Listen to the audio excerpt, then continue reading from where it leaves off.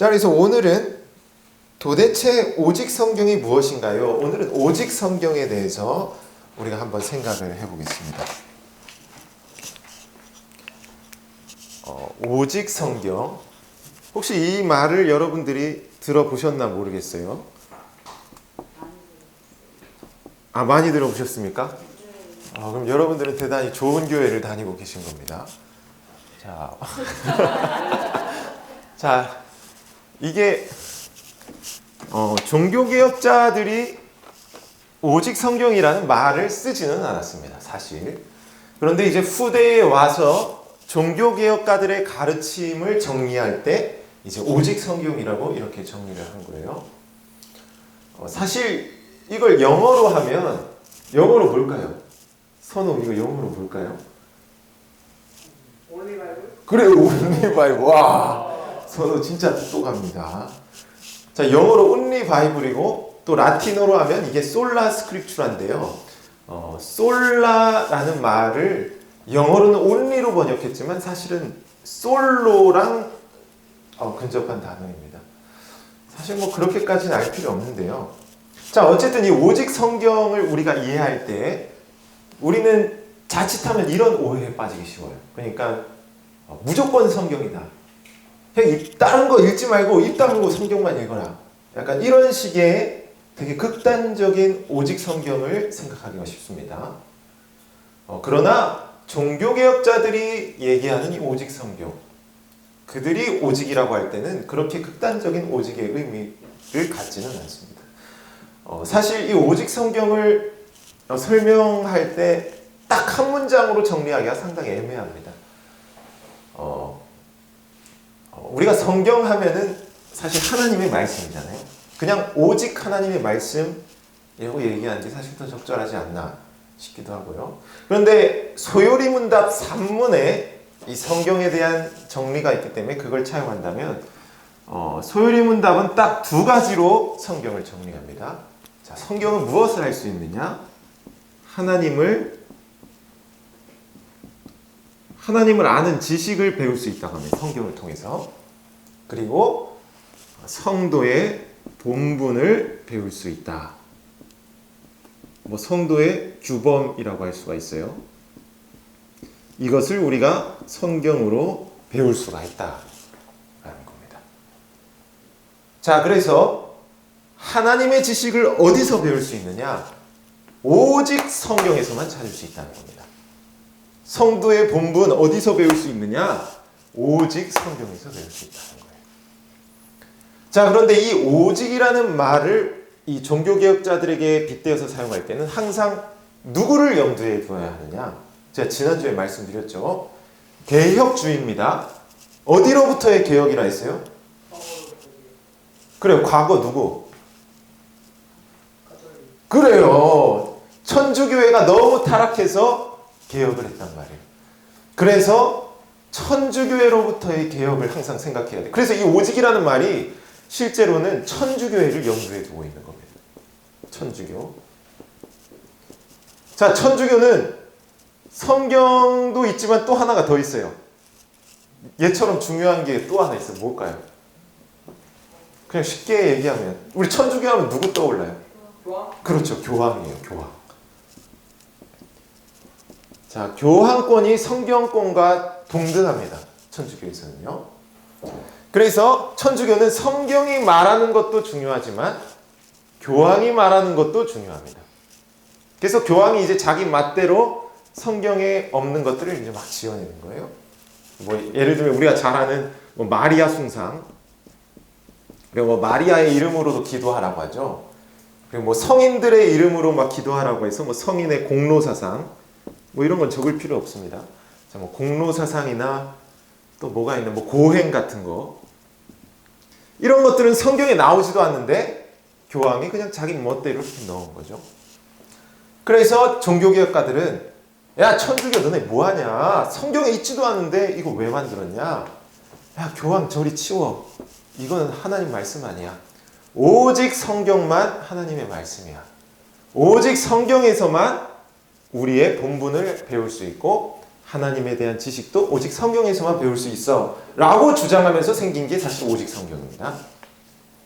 그래서 이 오직 성경이라고 할 때는 항상 이 천주교회를 염두에 두고 하나님을 아는 지식과 성도의 본분에 있어서만 우리가 성경에서 오직 성경에서 배울 수 있다 라고 생각하시면 됩니다. 자, 그래서 오직 성경이 대충 어떤 의미인지는 이해가 되실 겁니다. 자, 그러면 이제 제가 질문을 좀 던져야 돼요. 여러분들이 아직은 좀 애매할 거예요. 자, 그래서 우리가 성도의 본분을 성경에서 배우는데요. 자, 질문이 두 개가 생깁니다. 아니, 강도사님, 아니, 목사님, 제가 성도의 본분을 성경에서 찾아봤는데요. 그러면 성경에 안 나오는 건 어떻게 해야 돼요? 안 나오는 거? 뭐가 있을까요? 뭐 담배 문제. 성경에 담배 안 나오죠? 안 나오니까 뭐 해도 됩니까? 뭐 이런 얘기. 그리고 뭐 도박 이런 거. 이거 안 나오니까 뭐 해도 됩니까? 이렇게 얘기할 수 있겠죠. 만약 이웃들이 이제 이렇게 묻는다면 뭐라고 얘기해야 될까요? 우리는 애매하죠. 자, 그리고 두 번째 질문은 성경에 나오기는 나와요. 나오는데 뭐가 있습니까? 헷갈리는 게 있습니다. 헷갈림. 자, 뭐가 있냐면 결혼 문제. 자, 성경에 분명 결혼을 얘기하거든요. 근데 마태복음 19장을 보면 예수님이 고자로 사는 게 더 좋대요. 뭐 천국의 고자로, 주의 일을 위해서 고자로 사는 게 더 좋다. 뭐 이런 얘기를 해요. 그래서 결혼 안 하는 게 더 좋은 것처럼 얘기하는데 또 바울 서신의 에베소서 같은 데 보면 결혼하라는 식으로 또 얘기를 한단 말이에요. 여기는 이 소리하고 저기는 저 소리하고 어떻게 하라는 거야? 뭐 이런 질문이 나올 수도 있겠죠. 또 뭐가 있습니까? 또 술 문제 같은 것도요, 여러분. 예수님이 포도주 만들었잖아요. 그럼 먹으라는 소리 아니에요? 근데 잠언을 보면 또 술 취하지 말라는 내용이 있습니다. 그러니까 나오는데 헷갈리는 게 있고 또 안 나오는 게 있단 말이에요. 그러니까 성도의 본분 오직 성경에서 찾는데 오직 성경 해보니까 안 나오는 것도 있고 헷갈리는 것도 있다는 거예요. 자, 그럼 어떻게 해야 될까요? 이 두 가지에 대한 모든 대답이 있습니다. 딱 하나가 있습니다. 자, 뭐냐면 오직 성경은 전체 성경을 의미하고요. 전체 성경의 원리를 따라서 지키는 겁니다. 사실요. 이거 되게 중요합니다. 자, 우리가 21세기를 살아가면서 성경 시대와는 다른 새로운 것들이 계속 생겨납니다. 뭐 스마트폰도 생기고 이제 뭐 VR 같은 것도 막 생기고 뭐 나중에 뭐 로봇도 막 나오고 그러겠죠. 그런데 이렇게 안 나오는 것들에 대해서 어떻게 우리가 판단하고 성경으로 어떻게 우리가 해석할 것인가? 그것은 전체 성경을 고려해서 우리가 합리적으로 알 수 있는 원리를 따라서 하는 겁니다. 예를 들어서 담배. 자, 담배는 안 나오지만 우리가 술을 통하여서 이 담배가 어떨지를 우리가 이해할 수가 있죠. 그러니까 술도 취하고 약물인데 먹지 말라는 그런 말씀이 있기 때문에 그럼 담배도 우리가 하면 안 되겠구나. 또한 도박도 직접 얘기는 없지만 일하지 않는 자는 먹지도 말라는 말씀이 있기 때문에 이렇게 요행을 따라서 돈을 버는 이것도 별로 좋은 건 아니다 라고 얘기할 수 있는 거죠. 또한 결혼의 문제도 여기는 이래라 하고 저기는 저래라 하지만 전체 성경을 고려한다면 결혼은 하는 게 옳다라는 거예요. 술 문제도 어디는 먹으라고 하고 어디는 먹지 말라는 것 같지만 전체를 고려하면 역시 먹지 말라. 그래서 이렇게 오직 성경이라는 것은 어떤 특정 구절만 가지고 우리가 그것대로 하는 게 아니라 모든 성경의 원리를 이해하고 종합적으로 생각해서 우리가 결론을 내리는 겁니다. 무슨 말인지 아시겠죠? 자, 그런데 또 문제가 생겨요. 이러면 자, 전체 성경의 원리. 여러분 이거 쉬울까요? 어려울까요? 여러분들이 예를 들어서 결혼이 궁금해. 그럼 전체 성경의 원리, 성경을 다 뒤져야 되는데, 아니 세상에 그 언제 다 뒤져서 이거 전체 성경의 원리를 찾습니까? 너무 어려운 거죠. 자, 그래서 우리의 선배들은 야, 성도들이 이거 성경 다 뒤져서 언제 전체 성경으로 다 찾아서 이걸 지키냐. 너무 어렵다. 그래서 우리가 좀 전체 성경을 좀 요약을 해주자. 주제별로 이렇게 요약을 해주자. 라고 해서 요약을 했는데 그게 뭐냐면 신앙고백서입니다. 그래서 우리가 오직 성경을 제대로 하려면 오직 성경은 전체 성경이란 말이에요. 근데 이 전체 성경이 너무 많아. 그래서 우리는 신앙고백서 이 요약본을 읽어서 이것을 통해 쉽게 이해할 수가 있다는 겁니다. 자, 그래서 오직 성경이라고 했을 때는 이런 거 읽지 말고 성경만 읽어가 아닙니다. 성경만 읽고 이해하기에는 너무 성경이 방대합니다. 누가 요약을 해줘야 돼요. 근데 그 요약이 신앙고백서라는 거예요. 그래서 성경도 읽지만 신앙고백서에 도움을 받아서 성경을 읽어야 오직 성경을 제대로 실천할 수가 있다는 겁니다. 자, 아시겠죠? 별로 재미없죠, 지금은. 이래서 이제 교회 역사를 좀 얘기를 해야 됩니다. 이 역사 속에서 뭐 사고도 치고 이런 얘기를 해야 여러분들이 조금 흥미를 가질지 모르겠습니다. 제가 지난주에 말씀을 드렸는데요. 자, 그래서 우리 개혁교회는 세 가지 문서를 제일 중요하게 생각한다고 했어요. 성경과 신앙고백서와 헌법. 헌법이라고 하면 또 오해할 수 있기 때문에 교회법이라고 이렇게 쓰겠습니다. 이 세 가지 문서를 대단히 중요하게 생각한다고 했어요. 자, 그런데 영국이랑 미국 사람들은 이거를 좀 중요하게 생각한다고 했어요. 영국. 자, 그리고 유럽의 개혁파 교회들, 유럽 개혁 교회들은 이제 이 밑에 거를 좀 중요하게 생각한다 했죠. 자, 그래서 영국의 청교도들은 오직 성경이라고 얘기하면 얘네는 이제 이것만 보는 거예요. 야, 오직 성경이잖아. 성경만 봐. 이제 이것만 주구장창인 거예요.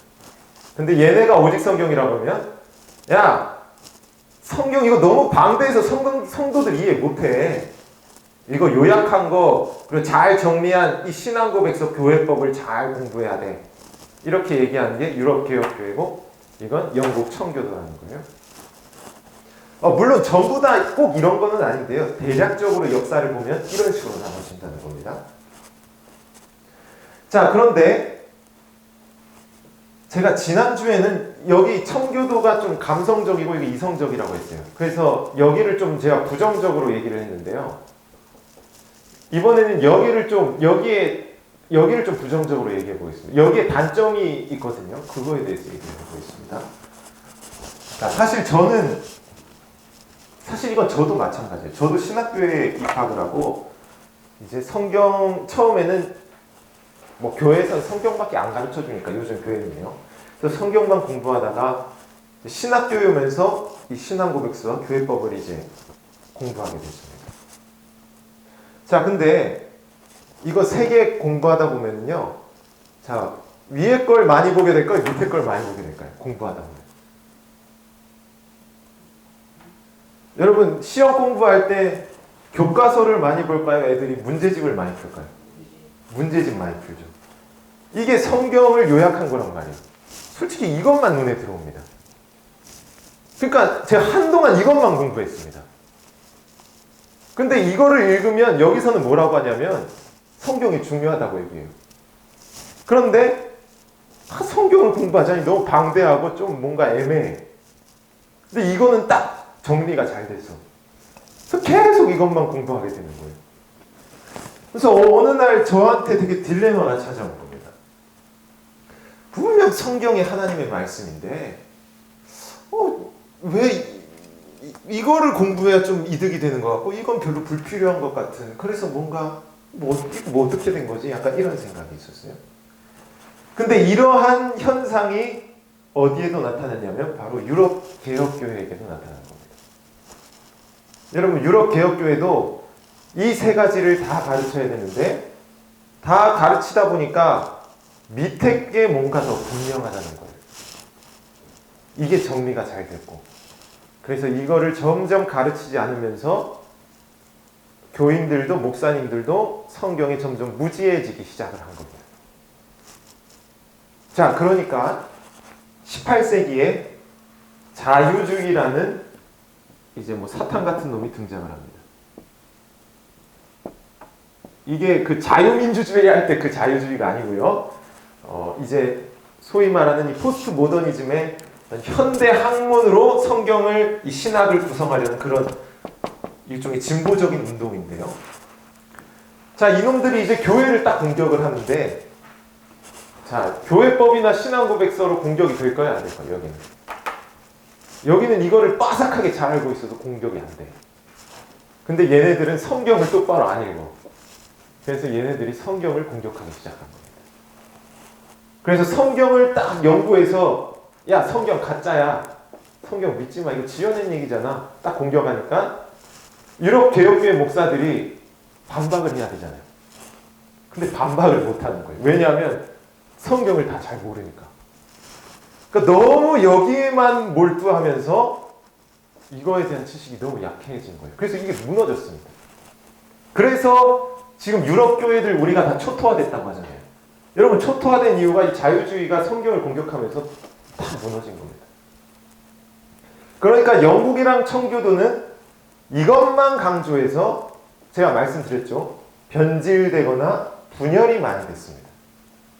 자, 그렇다면 유럽 개혁교회는 이것만 강조하다가 성경을 공격당해서 아예 교회가 문을 닫아버렸습니다. 그래서 이 둘 중에 어떤 하나만 강조하면 안 되는 거예요. 항상 이 세 가지를 균형 있게 다 잘 봐야 됩니다. 여러분, 자유주의가 주장했던 그 내용들 중에 제가 몇 가지만 말씀드리면요. 예를 들어서 창세기가 있잖아요. 그러면은 이제 1장부터 50장이 있단 말이에요. 그럼 창세기를 읽어보면은요, 어디서는 하나님을 하나님이라고 불러요. 하나님. 근데 어디서는 하나님을 여호와라고 불러요.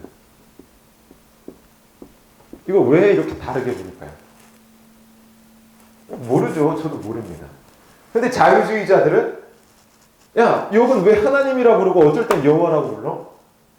그럼 하나님이라고 부르는 그 부분은 다른 사람이 적은 거고, 또 여호와라고 부르는 글은 또 여호와 다른 사람이 적은 거야. 이런 식으로 나눠버린 거예요.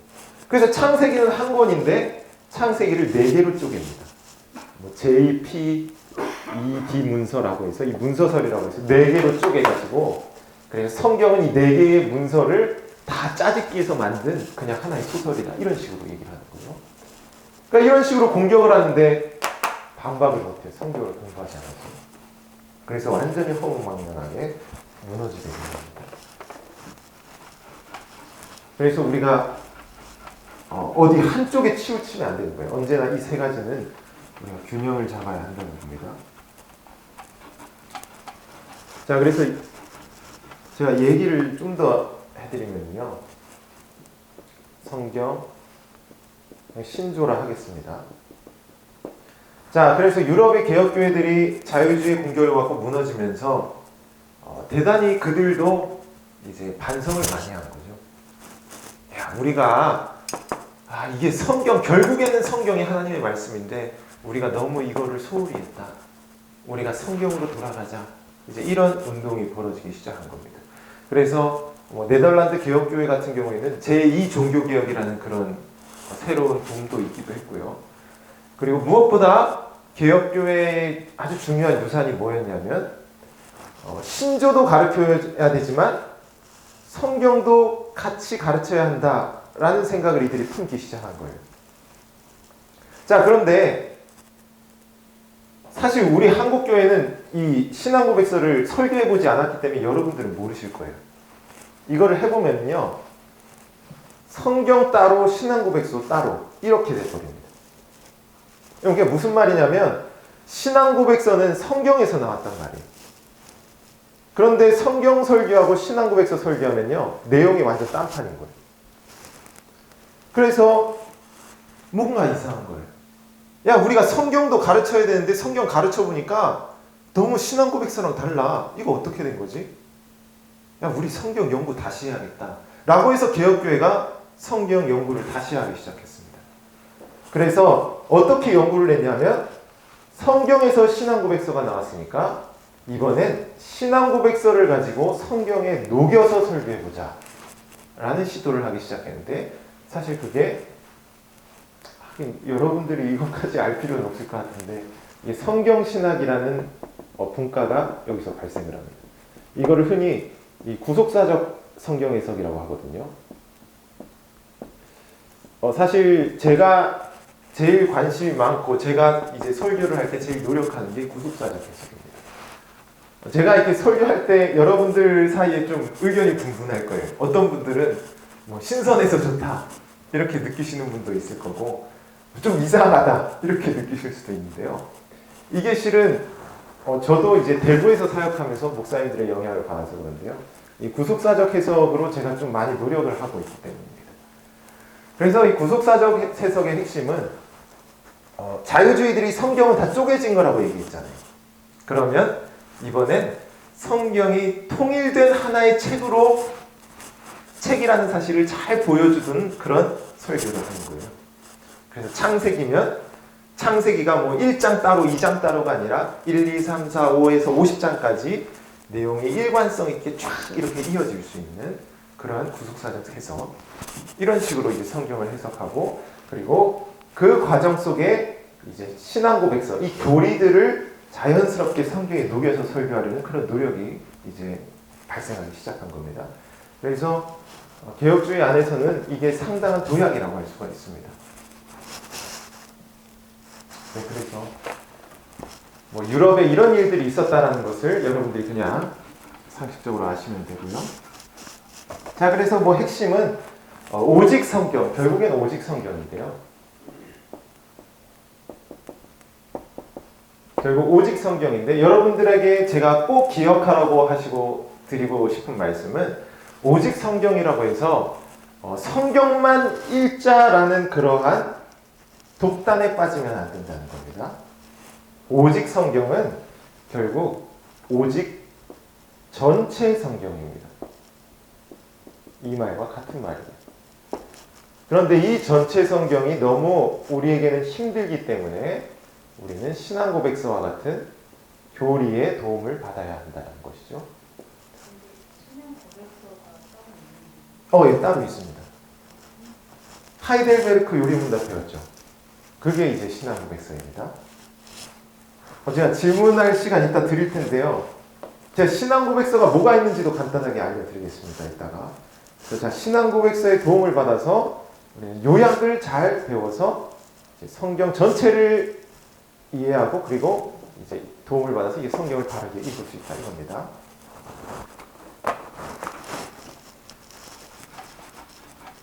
자, 그리고 마지막으로 적용에 대해서 한번 생각해 보겠습니다. 여러분, 우리가 교회에서 오직 성경을 우리가 실천하려면 어떤 노력들이 있을까요? 먼저는 일단 성경을 설교하는 게 중요하겠죠. 근데 개혁교회는 이제 성경을 오전에 설교하고, 제가 지난주에 말씀드렸어요. 그리고 신앙고백서 교리를 오후에 이렇게 설교를 했습니다. 그래서 성경도 배우지만 교리를 배워서 이 둘과의 균형을 맞추기 위한 노력이죠. 그러니까 이런 노력들도 사실은 우리가 배워야 할 점이고요. 또 찬송에 있어서도 오직 성경을 강조하려고 노력을 했습니다. 여러분, 우리나라는 거의 여러분들 모르실 거예요. 원래 교회는 시편을 찬송으로 불렀습니다. 개혁교회는요. 혹시 들어보셨나요? 시편 찬송이라고? 전혀 못 들어보시지 않았을 겁니다. 시편 1편부터 150편까지 해서 1장부터 150장까지 곡조를 짜서 찬송가로 부르는 겁니다. 예배 시간에. 이거를 좀 따분하다고 느끼실 수 있는데요. 저는 솔직히 개인적으로 한국인의 곡조에 맞게 시편을 빨리 써야 한다고 생각합니다. 빨리 작곡을 해서 빨리 찬송가를 내야 한다고 생각합니다. 시편 찬송을요. 지금 우리나라에도 시편 찬송가가 나오긴 했지만 다 외국 곡을 사용해서 그냥 짜깁기한 식의 곡밖에 없어서 좀 아쉬운 면이 없지 않아 있습니다. 그래서 성도들이 좀 쉬운 곡조로 좀 감동적으로 이렇게 시편을 부를 수 있는 그런 작곡이 필요하고요. 또 기도에 있어서도 우리가 성경을 통하여서 기도하려는 대표적으로 주기도문이 있죠. 뭐 이런 것들이 우리가 교회에서 할 수 있는 오직 성경의 실천이라고 그렇게 볼 수가 있습니다. 자, 그리고 또 예배당 디자인에 대해서 한번 생각해 보겠습니다. 이거 적을 필요도 없습니다. 여기 보시면 원래 개혁교회는 예배당 디자인도 상당히 신경을 씁니다. 제가 이거에 대해서 뭐 아무 말도 뭐 하진 않았지만요. 여러분, 우리가 성경을 이렇게 오직 성경, 하나님의 말씀으로 최고의 권위라고 한다면 여기에는 뭐가 있어야 할까요? 오직 성경이라.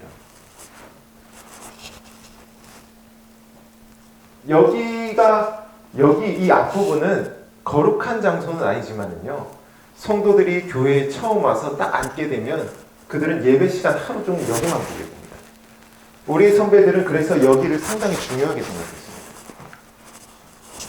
여기에서 예배 시간에 뭐가 제일 중요할까요? 설교가 제일 중요하죠. 그러면 핵심은 뭐에 있냐면 설교가 잘 들리고 설교자가 잘 보이게 하는 게 가장 핵심입니다. 그래서 사실 개혁교회는 원래 십자가도 붙이지 않습니다. 여러분, 그 십자가가 없으면 이단교회라고 생각하시는 분들이 있는데요. 전혀 그렇지 않습니다. 오히려 십자가는 오히려 여러분들이 이걸 보면서 기도하면 뭔가 기도빨이 잘 받는다, 이런 생각을 하시면 오히려 그게 위험한 생각입니다. 우리는 천주교회가 주장한 우상 다 제거하고 오직 말씀으로 돌아가는 게 우리의 신조입니다. 따라서 사실 십자가도 뭐 붙일 수도 있는데요. 원래 개혁교회는 떼는 거를 더 선호했습니다.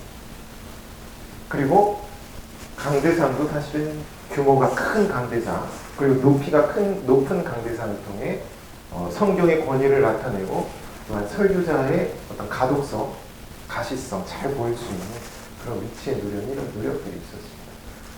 그러니까 사실 우리가 오직 성경이라고 했을 때 우리가 교회 안에서도 뭐 찬송이나 기도나 뭐 디자인이나 여러 가지로 이 성경의 중요성을 생각할 수 있는 부분이 많이 있는 것이죠. 그래서 우리가 말만 오직 성경이라 할 것이 아니라 실제로 성경도 잘 배워야 하고 또한 성경대로 찬송도 부르고 또한 성경대로 기도도 하면서 또한 우리 삶에서 성경대로 하려는 그런 실천적 노력이 필요하다는 겁니다. 뭐 이게 여기까지가 뭐 오늘 강의의 내용이고요. 사실 오직 성경이라는 말이 조금 그렇게 뚜렷하지는 않아서 제가 설명이 여러분들에게 명쾌한지는 모르겠습니다. 네, 혹시 질문을 일단 받겠습니다. 질문 혹시 있으시면. 아까 신앙고백서에 대해서 물어보셨는데요. 우리 장로교회는 웨스트민스터 신앙고백서가 우리 신조입니다.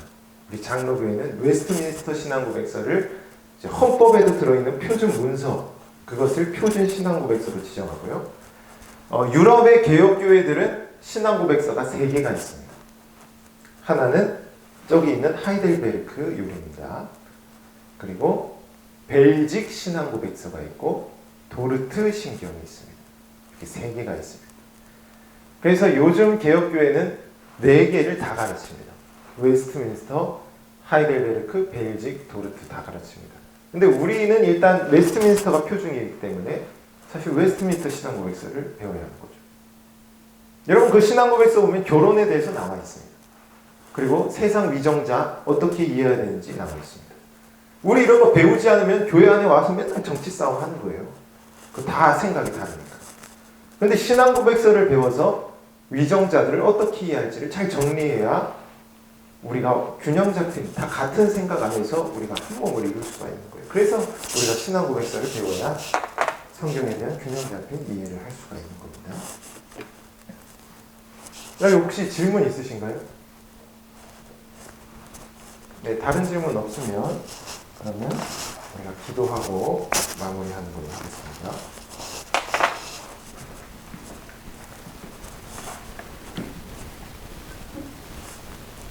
자비하신 아버지 하나님, 이 시간 우리가 신앙 고백사를 통해 우리가 오직 성경에 대해서 우리가